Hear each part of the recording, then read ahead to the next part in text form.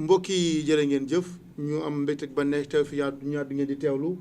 tey nag mu nekk samedi fukki fan ak ñett ci weeru février atum 2021 xam ngeen ni li ay di njàmbat maanaam lu xew rek mooy li nga xam ne mooy le leader du Pastef Ousmane Sonko mi nga xam ne tey jii am xale bu jigéen bu ñëw tudde Adji Sarr di ko jiiñ maanaam yekkataan wala siif ak tamit menace maanaam ak maanaam yëkkati ay armes di la ko joxoñ wala di la ko xupp loolu moom mooy di xew moo waral tey jii ci émission Pencum Thiès dalal fi nga xam ne mooy Adama Diawara nag moom mooy coordonnateur wala responsable bu parti Pastef Thiès Est mais également nekk coordonnateur adjoint au niveau du département de Thiès kon Adama ñu ngi lay nuyu. Ibrahima ñu ngi lay fay di nuyu mbokki Thiès di nuyu waa Sénégal yëpp. di ñaan yàlla li ñu fi wax mu nekk lu nga xam ne luy dëggu la mais également lu leer lay doon ci boppu Sénégalais yi. mu ngoog tey jii mbir mi dal ci seen kaw leader di Ousmane Sonko nekk na xëy na lu kenn xaarul woon lu bette ba jaaxal ñëpp donc ku faral ak moom ndax ñun ñëpp ay Sénégal lañ doon d'abord léegi yow en tant que homme politique nekk ci partem yor fa ndombal tànk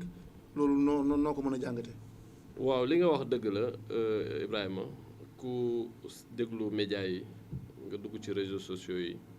seetaan télé wala nga lire journaux yi di nga xam ne le fait bi nga xam ne mooy défrayer la chronique fan yi yëpp mooy mbir moom nga wax ne moom mooy opposé kii di président Ousmane Sonko ak xale bu jigéen boobu di ko tuumaal ne dafa yegg ci moom mais bi mu koy def dafa yoroon tamit ay armes yoo xam ne moom la ko jublu woon donc moom mooy le fait bi nga xam ne partout tey ci presse bi moom la ñuy wax. mu nekk lu nga xam ne également sénégalais yi presque fu ñu toog ci loolu la ñuy wax. mu nekk lu jaaxal nit ñi également naka la mënoon demee ñu ci bëri sax doon wax ne dem na fa. mais yàlla def na kii di Ousmane Sonko def na benn sortie wax affaire bi ni mu demee woon. xale bi jigéen bi également kenn déggu ko boobu ak léegi ginnaaw plainte bi ñu wax ne moom la def kenn déggu ko amul fenn fu xam ne nit dégg na ko fa. ñii wax ni gis nañ ko sax ñu bëri nee nañ amul. kenn xamul fu mu nekk Ousmane Sonko daal lañ déglu fu mu dool nii. mu wax ak ay avocat am ak ay kii donc gis ne donc daal lu metti la nag. parce que période bii dafa waroon fekk ñu toog di wax ci Covid bi. ndax situation Covid bi on est à plus de 750 morts. mu waroon ñu wax également sur la situation scolaire parce que non seulement Covid bi dugg na en milieu scolaire mais également en milieu scolaire tey manque professeurs yi kenn xamul nu mu toll. mais bi ci gën a grave mooy la situation économique mu waroon fekk tey ji ñuy wax ci situation boobu mais bu ñu demee situation bii nag ñëw presque prendre le dessus day nekk lu xam ne lu metti lay doon. metti na certes ci nit. parce que nit la. mais metti nañu ñun ñi nga xam ne également ñun ñoo nekk ay xaritu Sonko nekk ay militants wu parti bi mais loolu surtout moom dina metti ci moom parce que borom kër la dafa am honorabilité am dafa am njaboot am lépp. donc dina metti également sax famille bi nga xam ne mooy xale bu jigéen bi. donc gis ne lii lu metti la. mais dañuy ñaan yàlla éclater loolu la vérité. ba nga xam ne Sénégal dina ci mën a defarwaat. parce que lii dafa am solo. dafa am solo. voilà say biir wax ku la dégg ak ku la gis aussi ni ngay waxee xam ne ni lu metti la kon mu mettee beaucoup de Sénégalais surtout les patriotes ñi nga xam ne ñoom Ousmane Sonko lañu jàppal mooy seen leader. ndax mbir mi ni ngeen ko jàngatee jàpp ngeen ni lii. bettu leen wala mënul nekk wala daal lu war a mën a am la ban analyse nga ci def réellement. waaw man dama jàpp ne lu ñu bett la quelque part lu ñu bett la parce que mosuñu woon foogee ni lu mel ni dina am mais bettuñu quelque part soo xoolaat amee njàngat bu bari ndax bu ñu seetloo ñun xam nañ ne ñii ñu def en face muy le régime en place. depuis. Pastef taxaw ba léegi dañoo nekk ci tànku faagaagal Pastef faagaagal kii di leader am ñu bëri dañuy wax ne Ousmane Sonko dañ ko dàq mu créer parti loolu du loo am Ousmane Sonko ak ay ñoñom dañoo créer Pastef en 2014 ñu taxaw di teg ay jalons yu bees indi discours bu bees ci loolu la ñuy wax ñun généralement alternance générationnelle. Alternance générationnelle pour ñun du ay ndaw yu wuute ay mag mais c'est un nouveau discours novateur, un discours salvateur buy permettre ñu génn ci yiñ daan am ci tàllal loxo di mu nekk discours bu bees bu nga xam ne day delluwaat africains yi seen fulla ak seen fayda mais également li ñu moom ñu téyel ko sunu bopp xam ne kenn duñu développé mais développement ci ñun la war a jógee Ousmane Sonko indi discours bu bees boobu. Commencé également di dénoncer yi nga xam ne da doon am Sénégal. Sénégal nag yooyu buñ ko daan wax rek dañ naan raison d'état am na yoo xam ne waroo ko wax et cetera moom mu ñëw indi beneen gisin bu bees bu nga xam ne dafa dénoncer yorinu ni ñu yoree réew mi dénoncer pasar guerre yi ñu yor alalu réew mi indi également beneen façon nit bu nga xam ne nit ñi bi ñu ko gisee ñu topp ko ci lu ne xool ne kii kat naam yàgg na ci administration 15 ans mais xamaluñu ko lenn lu nga xam ne mën nañ ko jàppee. mais ci ay déclaration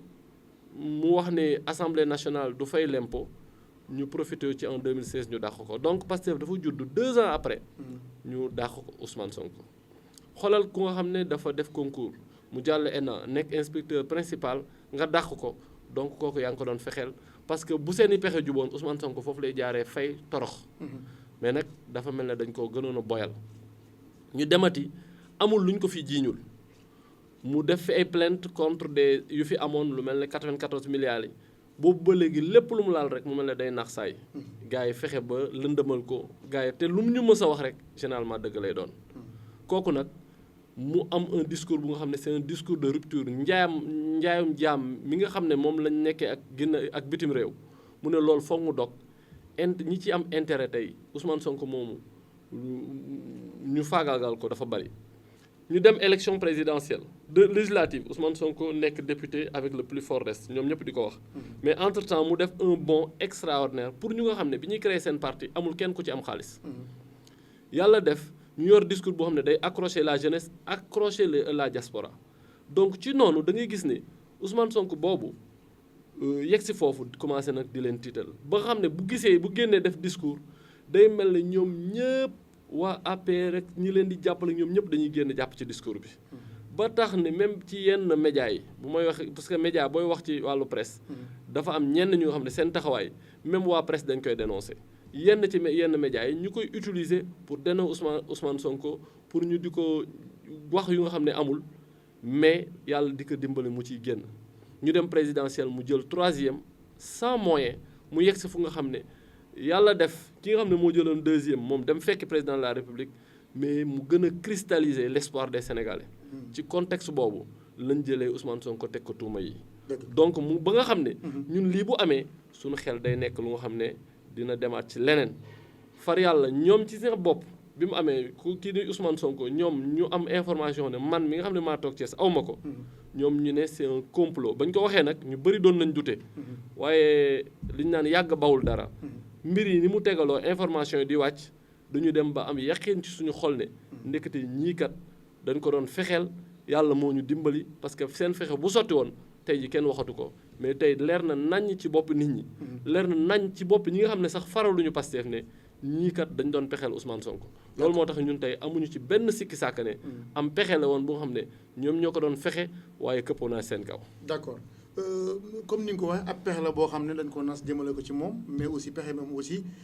ci ni ñu gisee mbir mi ni muy tëddee xëy na loxoom génnu ci ndax bu fekkee ni comme ni ko wolof di waxee buñ lay xëy na liir buñ lay jiiñ xëy na dëm ngay seeñoo yeeru liir xëy na c'est peut-être c'est un peu péjoratif wala c'est trop dire mais quand même ak ni nga waxee parcoursement mu nekk ku xarañ nekk ku yeewu nekk ku teel a xam nekk aussi ku xamoon ne ni xëy na comme ni nga ko waxee ñu ngi ci kawam. lu jaaxal xëy na askan wi ba boobu mu waxulee ñëpp dañoo ne woon non moom jegewu fa sax ñu bëri jàpp nañu non ils sont convaincus Ousmane Sonko ay dem ay massage ak yooyu moom wala dem ci béréb yooyu loolu du mbir Ousmane Sonko. mais ba mu waxee la ñenn ñi ne ay la yéwén xëy na moom day xëy na juum na xëy na nag dañ cee boole leen lu ci bokkul waaye daal moom juum na loolu ba tey situation bi noonu koy jàngatee. en fait man damay wax ne Ousmane Sonko bi mu waxee dafa feeñal lu bëree bëri. Ousmane Sonko balaa muy wax ñu bëri dañ ñëwoon Ousmane Sonko mënul dem foofu parce que xamuñu woon kan mooy Ousmane Sonko man dama ci jàngee te lu bëri ndekete nit da ngeen di nekk saa su ne muy deew ak jàngoro bu nga xam ne yow mënuloo ko xam. man yëgoon naa fii ci mois de mars boo lépp woon ne Ousmane dafa feebaroon ñu ne dafa feebar bi te metti na lool. mais kenn ñi ko yëg bëriwuñu mu nekk nit ku am sutura ci boppam mu nekk ku nga xam ne du jooytu lenn lu ngeen di def moom moo ciy jiitu kooku nag mu nekk ci situation boobu benn mooy dañ la dàq sa liggéey loolu nit ñi waruñu ko fàtte dañ ko dàq ci liggéeyam ba nga xam ne ressources yi mu daan am di ko dundee ressources yooyu amatu ko. yàlla def na certes ñu nommé ko député mais ba muy avant mu dem député lan la waxoon moo di ne buñ ma defee député benn partie ci suma salaire mooy 1/3 bi dama koy jox benn groupement de femmes bu nekk au niveau de la Casamance. beneen partie bi ma jox ko beneen groupement de femmes benn kon nu ñu koy waxee fu ñu xam ne xale yi nga xam ne dañ leen a sànni fu ñuy nekk. pouponnière beneen partie bi nag moom lay dundee muy les 300 000 qui restent parce que il a les 400 000 qui restent il a 1 million 300. Ousmane Sonko créé na certes cabinet mais cabinet boo xam ne ku xam Sénégal nu muy doxee Ousmane Sonko du gagné marché Sénégal muy ku xam ne peut-être li mu mënoon mu jotoon gannaaw tey jotatul gannaawam noonu. donc loolu nekk lu am solo te bi mu waxee nit ñi xam nañ ne am na maladie boo xam ne handicapante mais au-delà de ça paj mi li muy laaj. amu ko bu baax a baax mais mu jël ay mesures yu nga xam ne mooy dem na ca foofu laajte ñu won ko ne am nañ agrément benn lu am solo. te réew mi moo koy joxe état Sénégal moo woon ne kooku kat am na capacité yu nga xam ne kuy faju moom moo lay faj. mën na la defal loolu donc loolu da ci am solo bi ci des mooy ci wàllu moral nag ñun ñëpp ku ci nekk mën nga ko jël sa bopp ci wàllu moral mu woo Ousmane Sonko man xam naa ko ku wàcc alxuraan la. mu woo ustaasam bi nga xam ne moo ko jàngal ëpp koo xam-xam ci wàllu fiqh laaj ko kooku ne ko kat loo bu fekkee fajul rek moo la fa yóbbu mën nga ko def. donc bu boobaa man damay jàpp ne li mu waroon jël yëpp jël na ko Ousmane Sonko tey buñ ko filmé woon wala bu ñu amoon tey image am góor di ko defal massage bi di nga dégg ñu ne la góor jigéen la. parce que on fait face à des gens yoo xam ne ils sont prêts à tout pour yàq Ousmane Sonko. yàlla def mu ñëw ci kër gi te daan na fa ñëw. borom kër ga nee na moom moo ko njëkk a defal massage jouru tabaski imagine toi jouru tabaski xanaa nit nag lu mu mën a def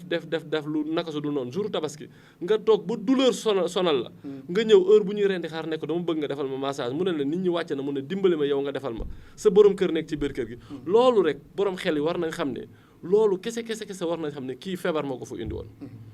ñi xam nañ te salon la bu nga xam ne nëbbuwul. làquwul deful dara dafa def cabinet bu nga xam ne dafa def panoom nekk ci biir këram moom bu ak borom këram ak ñi nga xam ne ñoom ñoo ji dëkk ci biir kër gi. ku doon bu fekkoon da doon làqatu ak posture bu muy am day nekk dafa am lu nga xam ne nag ku ci nekk da ngay waxee sa xalaat rek ou bien da ngay waxee après coup mais moom li mu waroon jël en tant que un humain def na yooyu yëpp. gis nga Ousmane Sonko quel que soit lu mu mën a jël mën na génn rek gis nga gars yi bu ñu paree woon tey mën na génn sax ñu door ko bal. loolu yëpp lu mën a nekk. waaw mais loolu quand même bu may xëy na extrême limite ci loolu amul xëy na Sénégal peut-être tolloogun foofu également mais li jaaxal nit ñi mooy xam na ne comme ni nga ko waxee xam nga loolu mooy extrême limite. waaw koo xam ne yow mun nga sax génn comme ni nga ko waxee ñu dóor la bal waaye yow bu fekkee ne yow da ngay jóg aussi pour dem fekke ji xëy na fi nga xam ne daanaka laajte nga ñu ne la masseur amu fi. ay masseurs ñoo fi nekk. tamit nga nekk leader. te aujourd'hui quoi qu'on puisse dire également nit ñi jàpp nañ ni Sénégal manqué wul. foo xam ne yow war nga mën a toog sa kër en tant que leader ou bien en tant que un homme politique gars yi fekk si la muy góor moo xam jigéen la sax ndax xam na say soxna yaa nga fa ñu fekk si la di la faj maanaam yow nga éviter dem di fekki parce que foofu rek comme ni ñuy gars yi di waxee xëy na foofu la nit ñi mënoon jaare pour atteindre la. xam nga loolu moo lay wan ne rek nekkul dans un état de droit. dans un état de droit nit ki war na am bu fekkee jox nañ ndaw si ne am na sañ-sañu ubbi loolu di ko fa def. wax dëgg Ousmane Sonko comme yow comme man war nañ mën a am ay douleur mën a dem avec xel mu dal foofu dem fa def fa un acte paramédical jóg dem suñu yoon te dara duñ ci fekk. dafa fekk rek ne mooy dañoo nekk ci réew mu nga xam ne comme ni nga ko waxee ay nit ay nasaka nocci daf fee bari ba nga xam ne yooyu après coup tu te dis waroon na fa mën a dem yooyu yëpp ñun ñu koy wax yëpp après coup la Ousmane Sonko ñaata yoon la fa faju te dara amu fa. dara amu fa ñaata nit ñoom ñoo ko fa defal loolu te dara amu fa mais il se trouve que nekk nañ fu nga xam ne ay nit peut-être ñoom mën nañ nas lu nga xam ne yow yëguloo ko ou bien yaakaaroo woon ni benn instant que dinañ def loolu donte nag on doutait beaucoup que ces gens ñi ngi woon ci kawam ñu ngi koy jéem a fexeel mais fexeel bi moom ala kulli aal ñu ngi ci mës a nekk ci domaine bu nekk. mais loolu aussi est-ce que tekkiwul une manque de maturité wala d'expérience politique parce que bu fekkee ni xëy na du ma ne yéen leaders yi sañ ñu ko def. bañ tolloo xëy na fu mu toll xëy na du ñu def loolu muy def. wala entourage bi wala ñàkk partage comme ni nga ko waxee ndax boo gis fa fekkee ni même feebar bi ñenn ñu gën a sës si moom ñu bëri xëy na. ci ni ñu déggee yëguñu ko woon. est-ce que loolu aussi nekkul handicap ba waral li am ndax bu fekkoon ni partagé woon na ko ñenn militants yi ñuy dégg ñu ngi jënd siège wala ñu naan dañuy jël en charge ak fu mu mën a doon dañ koy jaral ndax day tekki ne parti bi solidarité boobu nga xam ne gisoon nañu Ousmane Sonko dañ ko raje mu nekk ci une situation c'est sûr que ku ñu raje li nga doon liggéeyatoo day metti day et puis ubbi sa cabinet comme ni nga ko waxee nga nekk opposant du dox ban marché ngay gagné moo xam nga gagné wala gagné woo est-ce que ñàkk expérience boobu maanaam ñàkk aussi partager information ñenn ñi nga xam ne ñoo lay jege nga partager ñoom ba nga xam ne ngeen yaatal ngeen pàccoo loolu ngeen waxtaanee loolu ba tax ñeneen ñi nga xam ne ñoom xëy na gënoon nañ fa ñu ne Ousmane du communiquer wala daal moom dafa xaw a tëju dafa xaw a fermé wu daal dafa nekk koo xam ne daal mbiram pour nga xam ko day jafe moo ko yóbbee lii. waaw boo fekkee déglu nga président Ousmane Sonko ci waxam. da nga dégg mu ne la depuis 2007 mi ngi fréquenté ay établissement yoo xam ne dafa doon def ay massage du suivre yaramam wax na ñi mu wax yëpp ba bi mu mujjee dem mooy institut coréen bi mu def fa nee na mu gis ci boppam bu baax a baax mais après mu gis ne la muy laaj ci wàllu koppar ak durée bi mu fay dem nu mu bëree moom loolu du ko attan mais ci noonu mu wax ko mu waxtaan ci ak xaritam donc am na ñu ci waxtaan nit ku ne am na say mbir ñoo ciy waxtaanal doo ko exposer au vu et au su de tout le monde mu waxtaan ci xaritam ne ko man kat am na fenn foo xam ne foofu lay dem te mu wóolu xaritam ba foofu lay dem te mu ma fay dem kat maa ngi ci gis suma bopp mu won ko loolu mu daal di fay dem ba mu fa demee aussi il a pris toutes les conditions yi nga xam ne waroon na ko jël mu dugg fa dem fa di fa dem nag di fa dem ba lii am fa mais àla kulli àll man li may gëm mooy moom li mu waroon def na ko léegi nag après coup on peut tout dire après coup mooy la am na fa mën nañu wax ne mais mënoon na demaat beneen institut mais ñu diw ko da lu nga xam ne bu ko mun ko diwee mu dee mënoon na dem ci quelqu'un qui est légal mais d'accord loolu sax bu amee bu boobaa xëy na duñu ne xam nga viol je te donne société ni mu bindoo xam nga ensuite moom ci boo xam Ousmane Sonko ko xam-xam ko comme ni nga ko waxee ko jàng la ko xam diine la ensuite mu am fu ñu ko dëkkal waaye tamit mu wone woon ko ba nit ñi jàpp ne xëy na wala sunniste wala ibadu wala koo xam ne vraiment nickel quoi qu'on puisse dire même si nul n'est parfait mais lu nit mun doon xalaat moom mooy Ousmane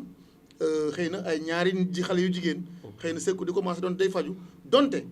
ñooñu xale yu jigéen yooyu loolu ni ñuy def am ñu leen ko dàkk foofu mu nekk ay kinésithérapie yoo xam ne ay professeur lañu wala ay ñoo xam ne daal seen xam màcc na ci bu baax a baax te ñuy gis ni xëy na Ousmane waru mën a ñàkk loolu ci réew mi. xam nga loolu. dañuy remettre alors en cause institut boobu nga xam ne joxal nañ leen agrément parce que institut dañ leen jox agrément ne ñii kat war nañ mën a def lii liggéey bi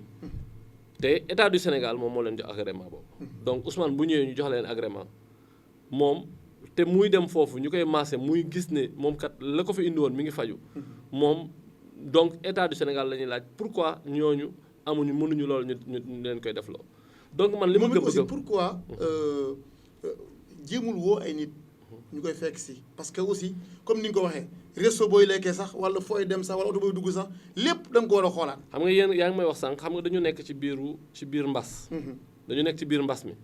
tey jii su fekkoon woo na kenn mu ñëw ci biir mbas mi nan la nit di génnee di ko fekk si benn bi ci des mooy yow yaay tëdd sa kër ba gis ne kat tey kat. nii ma douleur bi sonalee nii tey il faudrait que ma génn dem faju gis nga kii bi wax tabaski ñëpp toog seen biir kër nga daal di déplacé wu ñëw fekk si ndaw si donc da lay wan ne la douleur est intense am na ñu mu dal ñu xam ne témoigné nañ par rapport ak la douleur bi nga xam ne da nga koy yëg mais après tout mooy moom li mu waroon def diggante parce que li nga wax dëgg la Ousmane jàng na mais bu jàngee woo ku ko gën a jàng mu ubbee ko ne ko loolu lu mën a nekk la je pense que loolu man amatuma ci wàllu moral lu may wax wàllu ma kii man daal li ma gëm mooy Ousmane dafa feebar te effectivement dafa feebar doon na fréquenter yeneen institut daan na fa dem moyen mayetu ko mu dem ci institut boobu fii également ñëw na li gën a am solo mooy mu saytu ndax ñii li ñuy def lu ñuy làqatuloo wala lu nga xam ne yoon moo leen ci jox ndogal mu gis ne yoon moo leen ci jox ndogal mu fekk fa ay jigéen mu laaj leen ndax am ngeen ay góor ñu ne ko non ñun amuñu ay góor ay jigéen la bu boobaa moral mooy des ak diine ci diine également mu ubbeeku ci ku nga xam ne moom la am wóolute kooku ne ko kat diine may na la bu fekkee faju la mu def ko donc man jàpp naa ne amatuma benn reproche bu ma koy defal par rapport à ça léegi nag y a des choses y a des développements yoo xam ne dafay am après coup on peut se dire waroo na fa dem waru fa woon dem et cetera et cetera. après coup yéen ngeen taxaw ngeen ne complot loolu fa ngeen ko teg. en fait président Ousmane moo génn daan ne complot la. waaw bu ne yéen c'est-à-dire que votre leader ak yéen. très bien bu ne complot la. c'est parce que moom en son fort intérieur xam na ne mbir yi amul. benn bi ci des mooy dafa am ay mbir yu bari yu wax parce que mbir mi du ñaari nit kese certes il y a 2 personnes mooy les intéressés muy moom ak ki nga xam ne moo ko tuumaal. mais am na ñoo xam ne ils étaient tout autour du dossier. xam nga nag Sénégal dëkk la bu nga xam ne buñ la lay complot am na boo xoolee tey patriotes yi taxawaay bi ñu taxaw parce que dañoo am jàngat ci histoire du Sénégal jàngat bi ñu am ci histoire du Sénégal mooy saa su ne bu nga xam ne état bëggoon na faagaagal un adversaire politique da koy jiiñ aslëf da lay jiiñ mbir su la ko jiiñee nag li ñu njëkk a wax mooy on laisse la justice faire son travail alors que ñun ñëpp xam nañ ni la justice exécutif moo ko féete kaw. Même si on parle de séparation des pouvoirs tey jii soo jëlee bi ci am gën a ëpp solo mu nekkoon une campagne de liquidation d'un homme politique mooy les événements de décembre 1962. En décembre 1962 le président Mamadou Dia dañ ko arrêté jiiñ ko de coup d'état arrêté ko tëj ko pendant 11 ans de 1962 63 à 1974 lu nekk ñu yàq ko lu nekk ñu def ko. yàq deram yàlla di def mu génn kaso ñu koy proposer pour mu rejoindre le président Senghor mu lànk taxaw fa mu taxawoon ndax ngëm-ngëm ak pas-pas bu dëgër mais yàlla yi def également xoolal dañ ko haute trahison atteinte à la sécurité de l'État yooyu yëpp ñu defal ko xoolal yu gën a garaaw yooyu amul tëj ko pendant 1 an ñëpp taxaw ay député ñëpp taxaw wax ñooñu seen tur ba léegi dañ leen wax ne kër diw lañ defee woon mbir mi kër diw ak diw ñoo signé woon c'était les traites période boobu yàlla di def événement yi di dem ba ñi nga arrêté woon ku mel ne Jean Alfred Diallo le général en chef mu taxaw ne ay la yéwén coup d'état mosul am ñi ko fekk woon ñuy wax benn par benn coup d'état mosul woon am ñu gis loolu xam ne donc fexeelu état la te justice ba mu ñëwee da koo condamné ñu gis l'affaire Khalifa Sall nan la ci nguuru Macky Sall taxawee ba Khalifa Sall ñu jël ko faagaagal ko ñu gis également bi xeex mooy ñi nga xam ne dañoo jàppoon ne dañoo jëloon alalu Sénégal mooy les 25 personnes ñu gis taxawaay bi ñu ci xam ne état am na ko ci ñu génn leen waraloon leen topp waaye ñu ci kenn muy Karim Wade topp ko jàpp ko tëj ko ci kaso ña ca des justice ñu jël seen loxo teg ci ñu fekki leen ñu bàyyi leen donc bu ñu waxee ne la justice moom dafa indépendante justice bi nañ ko bàyyi mu def liggéey suñu xel day teey parce que xam nañ ne à chaque fois que l'État veut liquider un adversaire politique li état di def mooy dañ naan nañ bàyyi justice faire son travail te mbir yi fa mu war a jaar yëpp su fa jaaree ñun de duñu am problème du suñu xel dina dal mais xam nañ ne day nekk mbir yoo xam ne dinañ ko nasaka nocci wax ak a génne ba mbir yegg fu nga xam ne tey jii bu ñu naree sànq Ousmane Sonko dinañ ko sànq loolu moo tax patriotes yi ñu am jaaxle mais ñu taxaw wan leen ne lii ñuy tuumaal suñu kii Ousmane Sonko non seulement amul mais également loxo nguur gi daf cee dugg ba nga xam ne ñun di te li la koy wan mooy évolution événement bi aujourd'hui ñi nga xam ne jot nañ ci mooy audition yi liñ ci wax te ñun xam nañ ni presse bi yàlla dimbali ñu que y a une très bonne presse au Sénégal la démocratie aujourd'hui du Sénégal bokk na ci ñi koy taxawal mooy la presse te defuñu ko en faveur de kii wala en faveur de kee li ñu koy def c'est simplement pour l'éclatement de la vérité pour que les populations ne soient pas manipulées boo xoolee lii yëpp am tey c'est grâce à la presse parce que bu njëkk bi ñu fi amee benn télé ak benn rajo rek pour ñu liquider un adversaire politique dafa yomboon mais aujourd'hui il y a les recherches qui sont faites mais nit ñi également am na ñoo xam ne ay sénégalais lañ ñoom ñooy joxe information yi xam ne lii am na mais li ñu jot a déggagul yëpp dañu wax imagine toi Ibrahima dafa am loo xam ne xel rek moo ko jàpp yow nga ne dañ la violé ak ay armes des viols répétitifs plusieurs fois waa ji dem na ba si yàgg ñëwaat ak ay armam mu ñëw violé la ka nga nekkaloon porté wul plainte kenn déggu ko yow moom mi ngi ci biir kër gi yuuxuwuloo pare nga ñu violé la ba pare nga pare tu as pris du temps pour quitter la maison ñi nga xam ne ñoo bokkal yow ci kër ga ñoom yéguñu defuñu dara yéguñu tinuñu nga jógee foofu ñu jëlati la ci biir guddi gu nga xam ne amoo woon droit génn ñu génn la yëgal la ci oto bu ñuul nga dem ñan ñoo la yëgal ci oto bu ñuul waxaguloo ko nga jógee foofu directement dem vers un ñuul boobu ngeen tudd loolu nu ngeen dem ba xam ne oto bu ñuul la. loolu jëkkëru ndaw si nga xam ne moom suite bi moom moo ko wax. parce que nee na ndaw si bi mu depuis avant ñu naan Ousmane Sonko day ñëw da doon muuti rek Ousmane Sonko day ñëw Ousmane Sonko day ñëw ñu gis ko tamit mu doon def lu nga xam ne du lu habituel chez elle. muy woote téléphone à gauche di woote téléphone à droite mais ñu gis ne lekk ba mu doon lekk sax changé na pour quelqu'un boo xam ne dañ koy fay 40 000 ñu ne lekkam da doon jógee résidence Kër Mamoun ku xam résidence Kër Mamoun nekkul fu nga xam ne da ngay ñëw rek voilà dugg fa.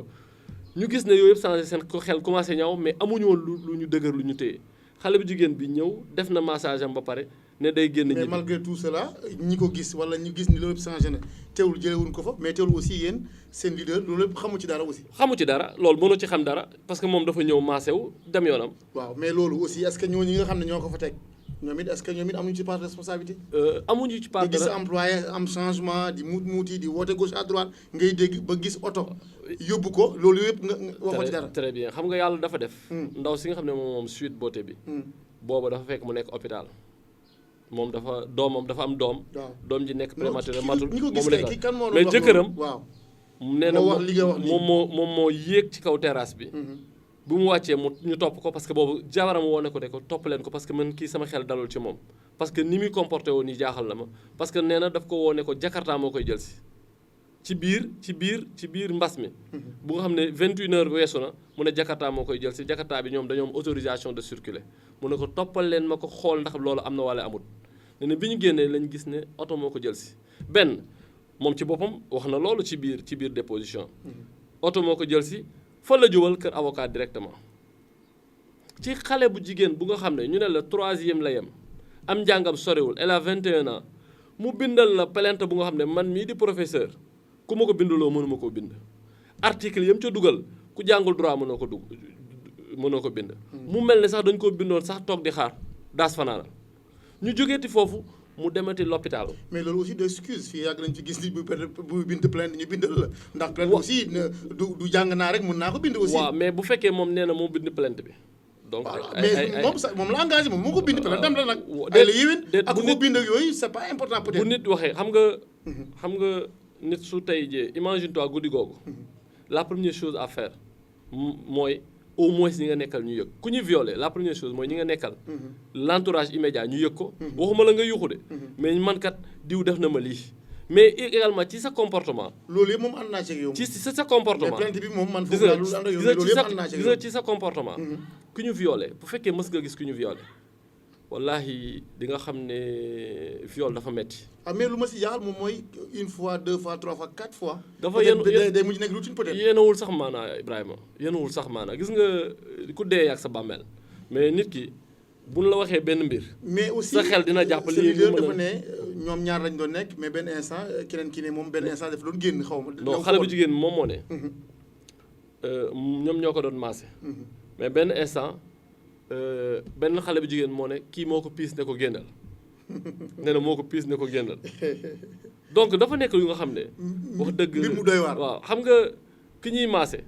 mu ne parce que Ousmane Sonko moo ne ko waxal kii mu génn moo ko piis ne ko wax kii mu génn xam nga yooyu yëpp ay caaxaan la rek donc parce que ki ñuy volé benn yoon. c'est que tey quoi qu'on puisse dire. Ibrahima xam nga li am solo mooy ki ñuy violé benn yoon. ñaari yoon. ñetti yoon. ba xaw ma ñaata yoon. kooku wax dëgg. mais looy tontu Sénégalais yi naan non grand bi nag vraiment def na fi cuune. c'est-à-dire que lu ñu mënta d'accord te loolu moom defe naa ne xëy na di nga ko nangu wala nga bañ ko nangu mais moom ci boppam Ousmane Sonko. ca leader waru foon dem. Ibrahima quoi qu'on puisse dire. waroon na régler lépp. parce que xarañteef lañ ko xamee woon. parce que comme ni nga ko waxee say wax. fu ne rëbb nañ ko fa. fu ne jéem nañ ko lu ne def nañ ko ba nga xam ne sax nee nga mënoon na sax génn xëy na ñu door ko bal xëy na loolu moom c'est l'extrême limite. Tu reviens à la case départ c'est un débat qu'on avait dépensé mais pour vous dire simplement ci loolu nit mënuma ci convaincre dans la mesure où nit ku nekk da ngay jël say matuwaay mooy lan mooy da ngay xool ndax institut bu légal la xool na ko bi ci des mooy ci wàllu moral parce que ñiy wax yëpp ay jugement de valeur la ñuy wax waroon na fa dem waru fa dem est-ce que am na droit dem na fa am na fa droit dem bi ci des mooy ci wàllu moral moom li mu xam ne moom lañ ko xamal mooy diine xam na ne diine may na ko bu fa rekkee dafay dem santé moo ko may mu dem def fa la mu yëg nag ci yaramam dem foofu loolu day nekk lu nga xam ne on avance un peu maintenant loolu am na ñu gis ni ñu ne dañ koy convoquer à la gendarmerie moom mu xëy maanaam ci kii bi maanaam lundi la waroon dem à 11h à la gendarmerie wuyu ji moom mu def point de presse le dimanche. Très bien. pare mais man kat lii combat la maa ngi ci woo bépp patriote en tout cas du yomb maanaam gatsa quoi xeex la voilà maintenant patriotes yi wala sénégalais yi wala en tout cas daal ay nit jóg nañu te ñëpp ñu bëri féetale leen mooy maanaam ce sont les pro Ousmane Sonko génn saccagé tooj maanaam def bras de fer avec les forces de l'ordre ñi ngi jàpp ni ñoom nee nañu ñoom ñoo ñëwoon pour jël si ko mais peut-être constat lañu ñëwoon def si n'est-ce pas loolu aussi est-ce que loolu jaroon na ko appel à comme ni ko gars yi di waxee à l'insurrection wala incitation en tout cas na gars yëpp jóg loolu aussi ban analyse nga ciy def ndax du woon piège ñi dañoo jàppoon nañ koy jël si ñoom ñu ne non jël si ñu ko woon comme ça lañ doon def mais la fa newoon ci ay policiers moom moo néew ñu gis ni gars yi ñëw nañu ñu wote renfort pour sàmm seen maanaam seen sécurité voilà. waaw xam nga Ousmane Sonko dañ ko convoqué à la gendarmerie. à la veille mu génn def conférence de presse. xoddee ko balaa ngay lakkale. dëgg la ay nit buñ lay fexeel nga xam ne tër nañ seen pexe ba pare. làmmiñ du lekk moroomam te ñorut bu noppi woon toog buy dem ñu koy denc mu gaawantu génn loolu ngeen gis ko leeral boppam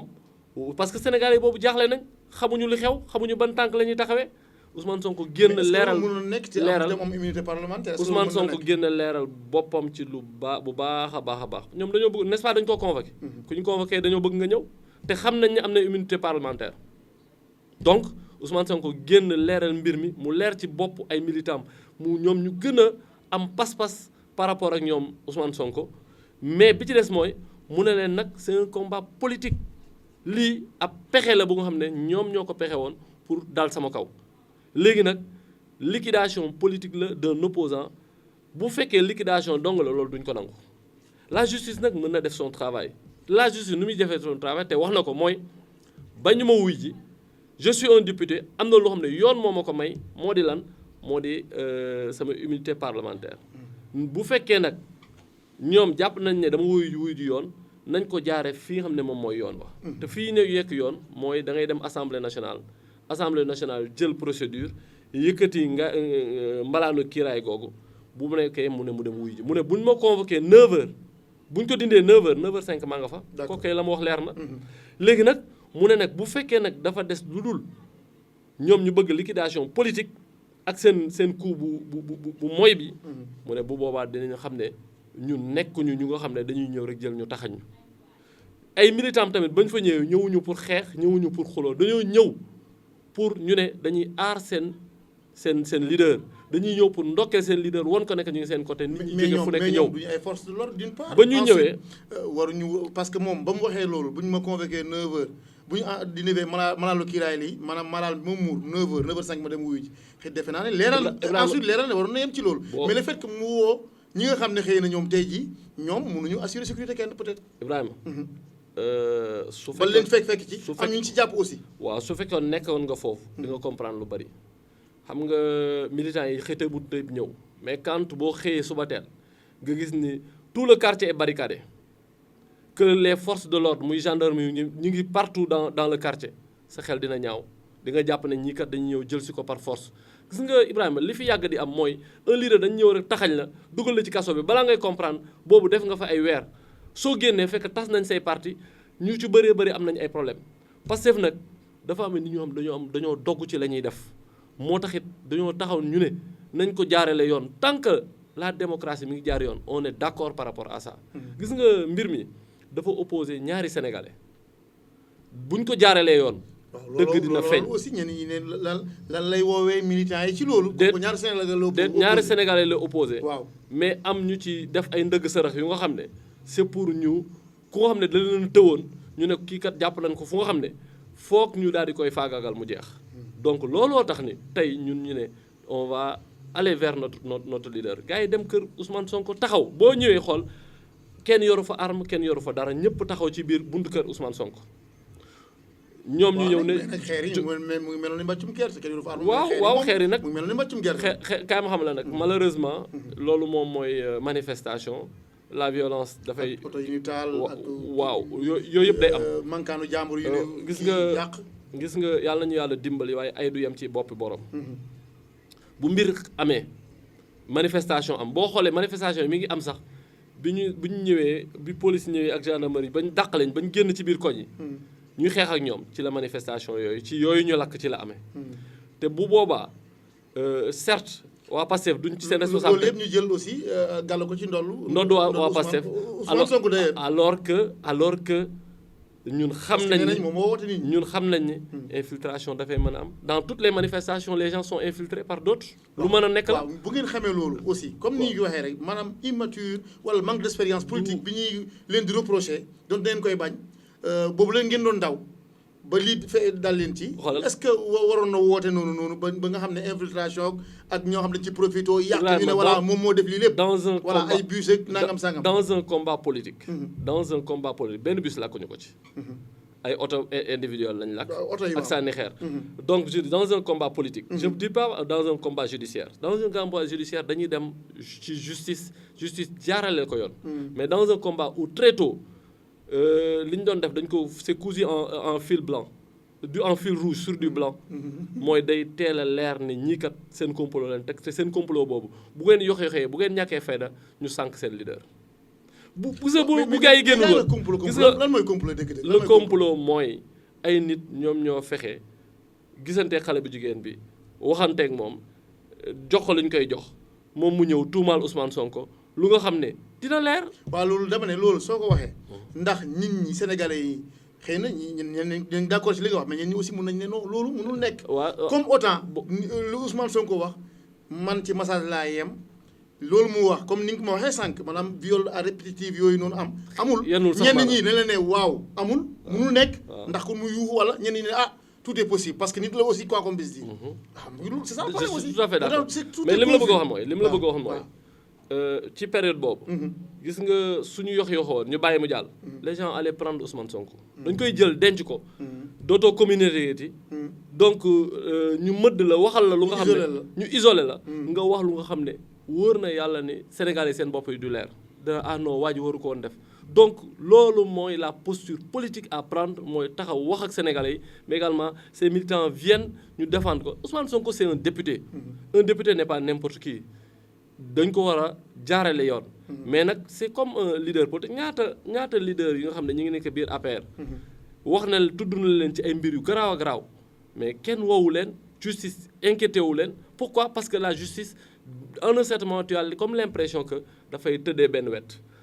ku ma am ndey ku ma amul ndey Ousmane Sonko nag c'est dañ ko bëgg a jël comme benn kii expiatoire duñ ko nangu loolu moom duñ ko nangu. on va utiliser les moyens qui sont à notre disposition et légales pour défendre notre leader. yàlla dimbali ñu nag far yàlla dimbali ñu mbir mi di leer ba ñi nga xam ne tey jii ñu ngi leen di tudd ci mbir mi yëpp ils sont dans le parti au pouvoir donc loolu day wan. tudd rek quoi tudd nii. waaw tudd loo xam ne tudd du leer du lu wóor Ibrahima yàlla réseaux sociaux yi moom vraiment gis nga bis bu ñu demee ci devant la barre. yuuxu dina jóg fu ñu ko foogeewul woon. ñun li ñuy ñaan rek mooy Sénégalais yi la démocratie nous appartient que ñu taxaw temm ba nga xam ne kenn du manipuler notre justice.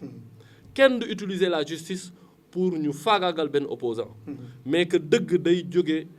fu nga xam ne moom ñëpp xalaat ñu jël xalaat yi jox spécialistes yi ñu génn dëgg te yàlla rek tax. bu boobaa bu lu ci mënti xew également dañu xam ne lii moom moo ci xew te ñun am nañu yaakaar ne par rapport aux éléments yi fi am. ne bu boobaa yuuxu dina jóge fu ñu ko foogeewul woon. waaw parce que nag yi ñu jot a gis ak yi nga xam ne waxuñu ko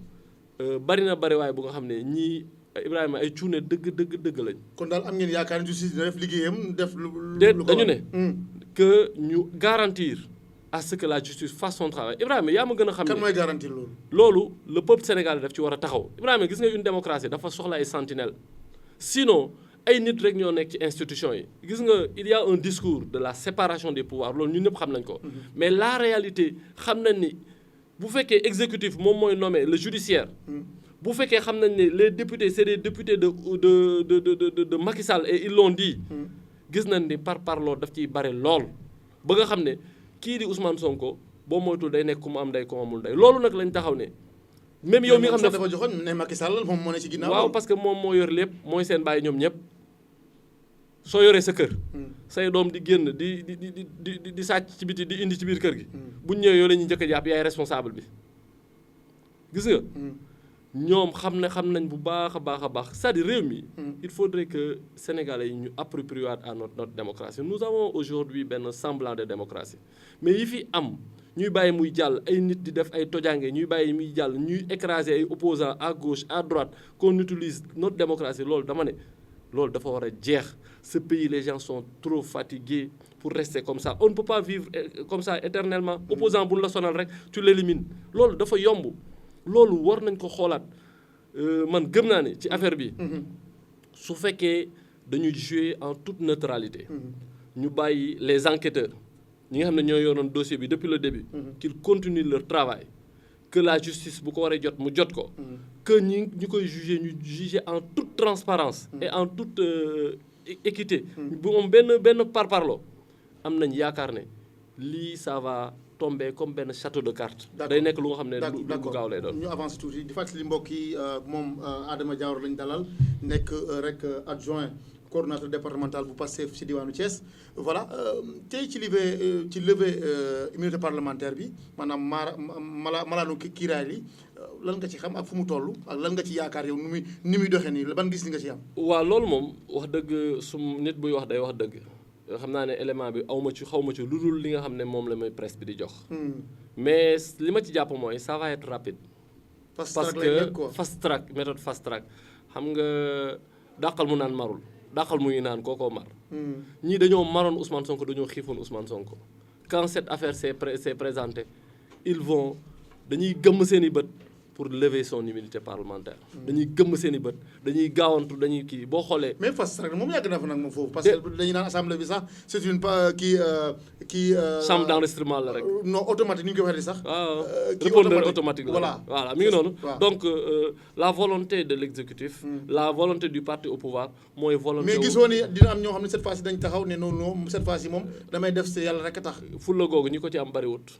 waa APR. fulla googu ñi ko ci am bariwut ñi ci gëm yàlla boobu bariwut gis nga ñi koy def mooy les opposants peut-être ils vont prendre leurs responsabilités mais je vous assure waa APR ñi ko ci am ba war du ñàkk nag parce que nag foo dem da nga ko gis ñu baax mais ñii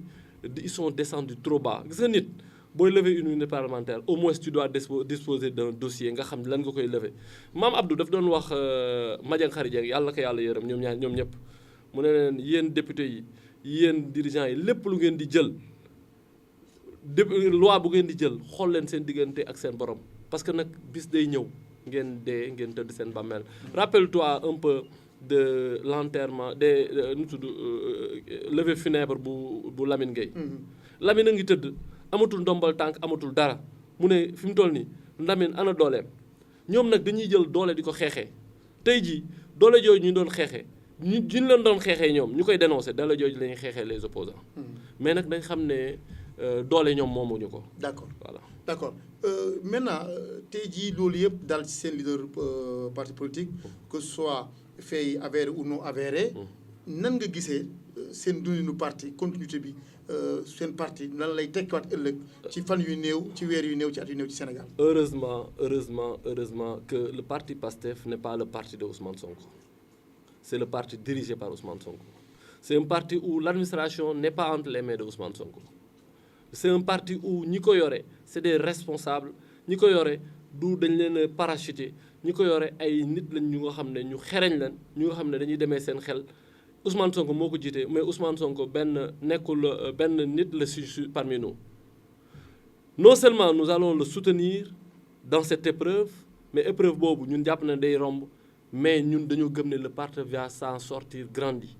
li la koy won mooy tey on te appelle de partout des gens qui doutaient de notre ligne des gens qui essayaient de voir mais aujourd'hui des opposants qui te disent sa waay jox ma carte man je rejoins Pastef ils sont nombreux à nous dire moi je rejoins Pastef je sais que yéen vous êtes la seule opposition ou bien vous faites partie des seuls opposants qui sont crédibles et qui sont capables d'apporter l'alternative dans ce pays. Le parti est en train de grandir. Le parti, récemment, gis nga la campagne de levée de fonds bi bokk na loo xam ne nag moo toj bopp suñu gars yi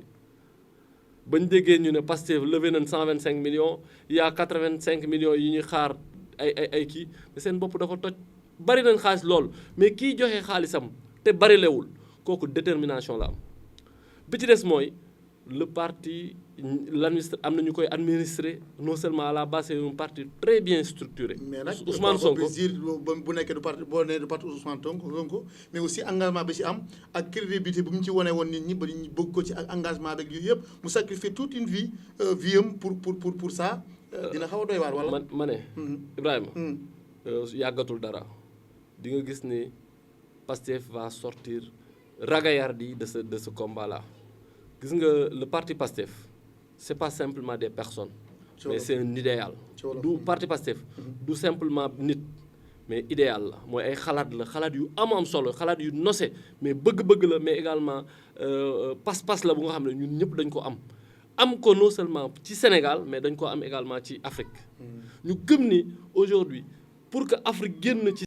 mu nekk pour que Sénégal génn situation mu nekk xalaat yooyu ñu xam ne moom lañ nasaloon tey ji xalaat yooyu dafa war a dem bi ci des mooy loolu dafa am solo ñun ñu koy fàttaliku en tant que ay nit ñu gëm yàlla moo di ne gis nga lii ñu taxawal xamuñu ku koy mottali Ousmane Sonko mën na ko mottali keneen ak keneen mën na ko mottali mais idée yi taxaw na Ousmane Sonko dina taxaw ñu fexe def lu ñuy def te idée bi dina dem yoonam ba nga xam ne Sénégal dinañ ko délivrer par rapport à cette situation. mais par rapport ak kaw Ousmane Sonko comme ni nga ko waxee sànq ci leader yi fi jaar opposants yi lu mel ni Karim Wade lu mel ni Khalifa Sall gis nañ fu mu mujjee ndax moom jàppoon ne aussi loolu lu mel noonu mu ngi koy xaar. maanaam nga dem ba dootoo mën a bokk ci lenn.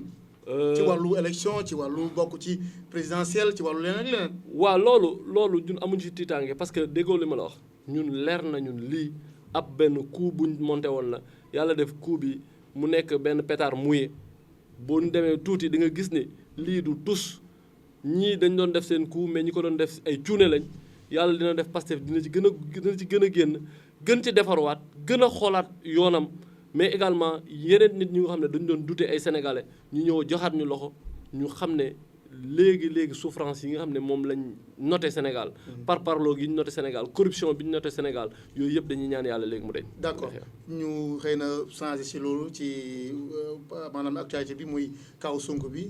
maintenant ñu wax ci leneen loo xam ne xewoon na fi également te ñu nekkoon sax ci wax jooju muy déclaration bu patrimoine bu Idrissa Seck sànq yaa ngi lim leader yi nga xam ne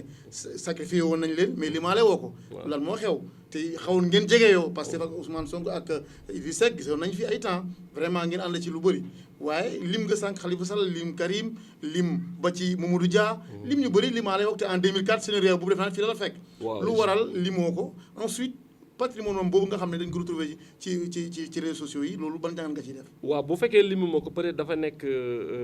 oubli rek. parce que en 2004 je pense que ñun ñëpp fekkoon nañu fi. ñu gis également comment également la justice avait été utilisée contre lui. dëgg la du dëgg yàlla rek moo xam. waaye tey lenn rek moo ñu xaw a jaaxal. te loolu moo jaaxal ñu bëri ci en Afrique. loolu complot loolu wala loolu complot. sincèrement nekkuma woon ci dossier boobu pour wax ne complot la mais jàpp naa ne. à mon âme et conscience à mon âme et conscience jàpp naa ne période boobu. jàpp naa ne c'était un complot de l'État pour ñu jëlee ko fi man loolu laa jàppale en nit booy wax da ngay wax li nga xam ne moom nga gëm. jàpp naa ne loolu amoon na bi ci des mooy ay leader politique lañ Sénégal yàlla def ñoom ñëpp. amul kenn ku ci doonu xaalis kenn fi liggéey bu nga xam ne également am ay sociétés yu nga xam ne tu deviens milliardaire ñu ci bëree bëri bi ñu commencé am alal mooy bi ñu duggee ci nguur te loolu yàggul à partir de 2000 ak maintenant yàggul dara bu nga xam ne mën nañ fi liggéey bi doon la président Macky Sall on a déclaré ñu ne déclaration kiiwam ci li ñu wax mooy ça a avoisiné les 8 milliards dëgg la du dëgg yàlla rek moo xam mais bu fekkee loolu am na 8 milliards c'est trop pour un fonctionnaire ne peut pas être milliardaire mënul nekk milliardaire. Le président Truman disait un politicien milliardaire est un voleur. Le président Truman américain le disait. Donc loolu lu am solo la milliardaires yi mën nañ am au Sénégal te mën nañ bari un politicien sax mën na nekk milliardaire bu fekkoon balaa muy dugg politique dafa fekkoon ay milliards mais les périodes bi nga duggee politique commencé di liggéey sa nguur ak train de vie bi ngay am ni ngay jàppalee militants yi soo taxee nga ne mën nga nekk milliardaire man dina ma jaaxal lool lenn rek mooy li may wax li ma la wax au départ rek mënuma wax lu nga xam ne tamit dara wóoruma ci parce que nit ku dee ak sa bàmmeel président Idriss Seck def na kii nu ñu ko waxee déclaration il a présenté une partie de son patrimoine qu'on a présenté parce que du parti yëpp président Idriss Seck il réside également à l'étranger peut-être mu am fa ay biens mais également président Idriss Seck am na fa mën na fa am ay yeneen am na ay compte bancaire kenn limaale wu ko ci mais am na ay biens yu ñu tudd Sénégal am na solo lool lu takku la léegi nag day tey xel ci ñenn ñi am na ñoo xam ne nee nañ loolu mënul nekk. waaw noo gisee aussi mu génn parce que nee nañ c'est confidentiel nag war woon ko génnee mu génn loolu ban gis nga ci am. waaw pourquoi ñoom politique yi ñoom seen biir kenn waru koo xam. loolu man dama gëm ni fu ñu nekk ñu leen fa teg. man dama gëm ni li am solo mooy képp ku nga xam ne da ngay aspirer yor nguur gi da nga war a feeñal yow li nga am nga feeñal ko aux yeux de la population. nga taxaw def déclaration sur l'honneur waxuma sax déclaration de patrimoine déclaration sur l'honneur de ce que tu as comme bien ce que tu as comme passif mooy say bor ak say yooyu mais nga taxaw feeñal également lépp lu nga xam ne ci wàllu am la nga am ko balaa ngay dugg parce que dafay am solo nit ki nekk milliardaire bu boobaa nit ñi dina xam kat kii kat milliardaire la fii la jaar Youssou Ndour ku ne milliardaire la du la jaaxal bien qu'il soit politicien ku ne Youssou Ndour milliardaire la du la jaaxal parce que xam nañ Youssou Ndour jaar tuuti xanaa kay da nga naan ndax milliards yi mu am waroon na ko am loolu te loolu du ñun ñoo koy saytu mais kuñ ne la tey Ousmane Sonko milliardaire la da nga xam ne Ousmane Sonko kon ab sàcc la parce que Ousmane Sonko mënu fi def 15 ans dans l'administration ñu xam lu mu doon fayee ko xam train de vie am ñu ne la Ousmane Sonko ab milliardaire la de même que Ousmane Sonko également ñeneen ñi ci des ñëpp il devait non seulement faire leur déclaration mu nekk lu nga xam ne duñ ko nëbb population bi démocratie dafa laaj transparence ñu xam ku ne lan nga am ça n'a rien à voir. mais nag aussi loolu tamit day rejoindre li gars yi di wax souvent ñoom li ñu nëbb dafa bari. waaw ba ci Ousmane Sonko ba mu ne def feebar ñu bëri mënuñu woon gëm loolu. waaw xam nga donc peut-être que voilà mais pour ñoom homme politique la nit ñi wóolu ko nit ñi wóolu ko am ci moom yaakaar. te jàppoon na ne xëy na lii moom mu am dara ko. xam nga sa santé. bokkul ak alalu réew mi ñu la dénk xam nga alalu réew dañu laa dénk alalu réew mi. non boobu moom laa wax alal boo xam ne yaa ko moom nga ne nit ñi kat man. lii laa moom lii laa am. bu nekkee président Ousmane Sonko yàlla def na. moom très tôt la def présentation ay biens wax ne am naa kër boo xam ne mi ngi nekk tel lieu nii laa ko amee fii laa leb xaalis maa ngi ko fay fii ak fii wane loolu yëpp mu ne gannaaw loolu ci Sénégal yëpp foo ci doom amul genn terrain waxuma la kër de benn terrain boo xam ne man maa ko moom mais bi ci des mooy ku dem bay am problème pour faju kooku du milliardaire yi xam nañ fi ñuy dugg duñ fajoo sax Sénégal c'est des gens pour la plupart du temps duñ fi jànge seeni doom duñ fi jànge seeni doom duñ fi fajoo pasare xaalis bi fi nekk ñoom ñoo koy def ñooy séddale xaalis parce que kenn séddaloo fa xaalis ñun ñooy joxe suñu xaalis bopp ñun militants yi. d'accord ci Idriss Seck ba tey gis nañu ki nga xam ne mooy Ndiaga Diaw bu PDS def na sortie ne moom dafa cumuler nekk président du conseil économique social et environnemental nekk tamit président conseil départemental bu Thiès yow loolu ban gis nga ci am. loolu yëpp c'est une violation de la loi man dama jàpp ne nous sommes dans un état de droit. li am solo ba am solo mooy Idriss Seck il a le droit mu dem fekki Macky Sall mu def ko premier ministre mu def conseil économique social environnemental mu def ko lépp mais il faudrait respecter les formes au moins les formes mooy lan loi bi day tere cumul man su ma jëlee damay démissionner parce que ñun ñoo bëgg ëllëg comme ñun ñooy jiite réew ñun ñoo bëgg def lu yoon dafa war a démissionner ils sont en violation par rapport à la loi loolu dafa war a démissionner mu nekk lu leer. mu démissionner ci benn mu tànn ci benn mu démissionner. d'accord voilà. pour terminer pour ñu jeexal émission bi ma lay fekk sax ci nasaraan gi coowal suuf jiboon na fi muy problème mbuurkat mu lëmbe Sénégal également mu nekkoon coow boo xam ne moom la nekk actualité tey jii yow nga dëkk Thiès yow ban gis nga ci am. waaw coowalu suuf nekkul problème Thiès kese Sénégal yëpp suuf mooy problème bi la question foncier dafa nekk une poudrière. tey jii foo dem rek dafa mel ne benn fu lu ñu jafal lu nga xam ne fi mu toll day jëf-jëfi rek day gën a jóg rek muy Ndakaaru muy foo dem rek loolu moo fa am te li ko waral mooy ni ñuy gérer suuf si moo baaxul ñi ëpp doole lëkkaloo nguur dañuy aakimoo suuf si généralement pour di ci def nit ñi nekk fi war a dëkk mais ñu am problème fu mu dëkk bu ñu demee ba un fonctionnaire sénégalais il prend plus de la moitié de son salaire mooy ku ci fayee 300000 di nga jël 150000 ba 200000 di ko fayee location nga xam ne donc loolu problème la tey location fu mu toll da nga gis ne loolu problème la nga gis ay nit bu dañuy góorgóorlu mais la ñuy gagné yëpp dootul pour dund dootul lu ñuy fayee fu ñu dëkk la ñu am fay espace lu mel ne forêt classée bi ñu doon wax ne moom mooy Mbourkat depuis 2006 ou bien avant même 2006 nit ñi dugg ci biir empiété ko di ci dagg di ci def yooyu yëpp mu nekk lu am la loolu du lu ñuy nëbb mais lu am la mu amoon sax ay lotissement yu ñu fi defoon temps wu commune de Thiès dëgg la mu nekk également population yi nga xam ne aussi yàlla dafa defoon ñoom ñu fa daan bay am fa seen i tool ñooñu également bi ñu demee ba nit ñi commencé dagg ñu ne sama tool kat parce que nit ñi noonu la ñu fonctionné gis nga Sénégal dafa am lu fi graaw mooy la loi sur le domaine national bu 1964 bi mu ñëwee dafa jël loolu def ko pour des populations yoo xam ne dañoo jàppoon ne lii seen alalu maam la ou bien lii ñoom ñoo ko moom te 60% wala plus de 60% ñi ñoo jànguñu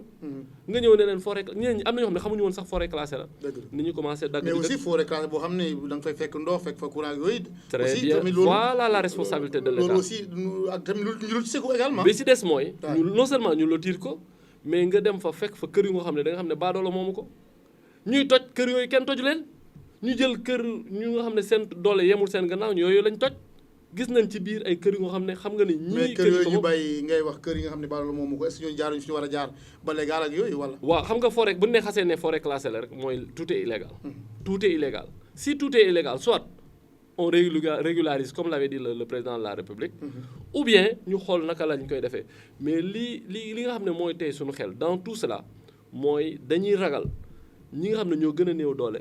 ñoom ñu ñàkk ñun daal li ñuy ñaan ci situation bii muy situation Mbourkat mooy ñu fexe ba population yi ñoom seen bopp ñu delloo leen li nga xam ne peut-être àq la donte nag nekkuñu woon ci légalité du ma défendre nit ci lu dul dëgg nekkuñu ci légalité mais dañoo war a fexe ñu rétablir leen ñu jox leen fu nga xam ne au moins en tant que des citoyens am nañu ay dëkkuwaay. D'accord. Adama Diawara jërëjëf maa ngi lay gërëm di la sant ci émission Pencum Thiès vraiment nga am nangul ñu suñu invitation nga ñëw ñu faram fàcce li nga xam ne moo fi actualité surtout seen leader Ousmane Sonko mais également coowal patrimoine Idrissa Seck ba ci Mbourkat. macha allah jërëjëf Ibrahima di ñaan yàlla. liñ fi wax mu nekk lu barkeel luy toq ci ay nopp. mu nekk lépp nekk dëgg rek te yàlla tax. parce que loolu moo neex yàlla. nit warul wax ci parparloo baaxul li ngay wax yëpp day nekk lu nga xam ne lu nga xalaat la lu nga gëm la mais également liñ jàpp ne mooy dëgg mu lañ fi wax. di nuyu waa Thiès di leen gërëm bu baax a baax.